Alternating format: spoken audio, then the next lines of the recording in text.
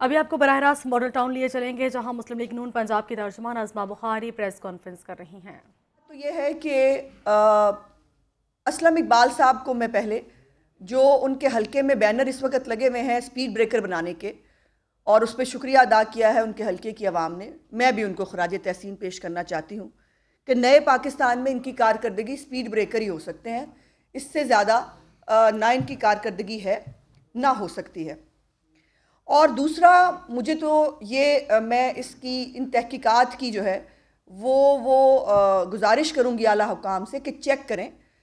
मुझे लगता है कि शहबाज शरीफ साहब रात को जेल फलांग के बाहर निकलते हैं, कूड़ा इकट्ठा करते हैं और लाहौर में फेंक के फिर वो वापस जेल में चले जाते हैं। मतलब इन लोगों की संजीदगी का आलम यह है कि जो काम करने के थे इनसे वो तक नहीं हुए, और अब कूड़ा जो 2 साल से बड़ी मेहनत करके इन्होंने लाहौर को कचरा कुंडी बनाया है, उसके ऊपर जो है वो भी इल्ज़ाम शहबाज शरीफ के ऊपर है।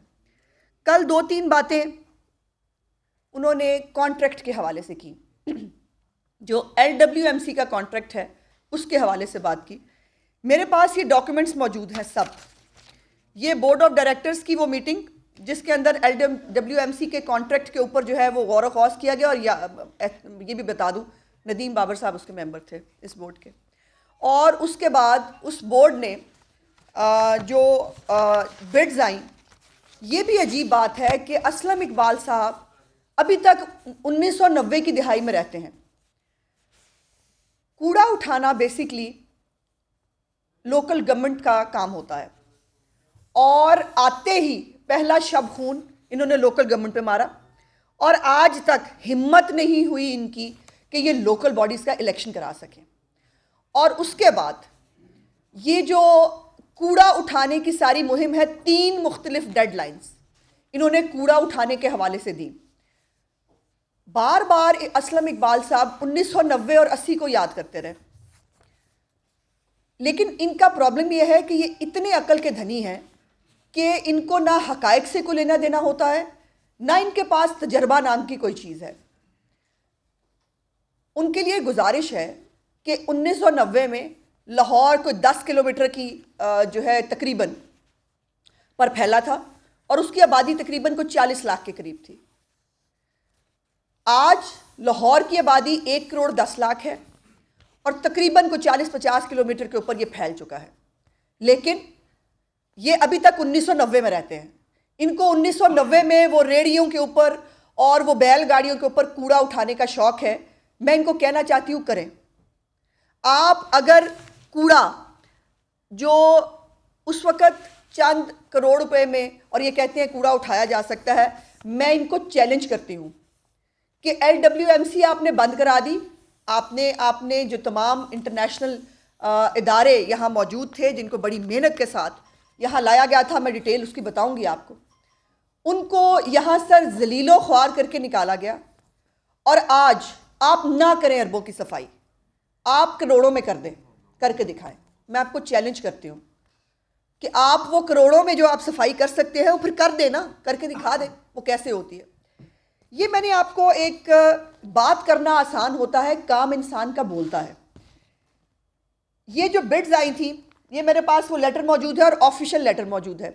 ये जो बिड्स आई थी ये $427.34 बिलियन की ये बिड आई थी, जो बोर्ड ऑफ डायरेक्टर्स ने जो है वो पास की, और करने के बाद कहा कि मज़ीद निगोशिएशंस के लिए CM के सामने इसको पुट किया जाए।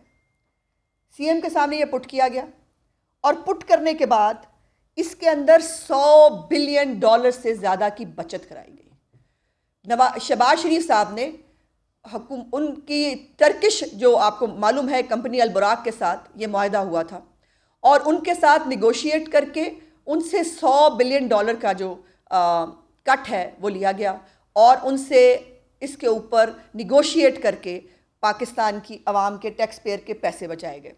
अब मैं आपको बताना चाहती हूँ कि LWMC में काम होता कैसे था। जो पाकिस्तान की ये जो वेस्ट मैनेजमेंट है, जब शहबाज शरीफ साहब की हुकूमत आई तो उस वक़्त वही पुराना तरीक़ाकार मौजूद था कि रेडियो के ऊपर वो जो हमारे मौजूद थे वासा के और बाकी ये जो मैनेजमेंट के लिए, वेस्ट के लिए जो टिपिकल तरीक़ाकार होते थे वो इख्तियार किए जाते थे।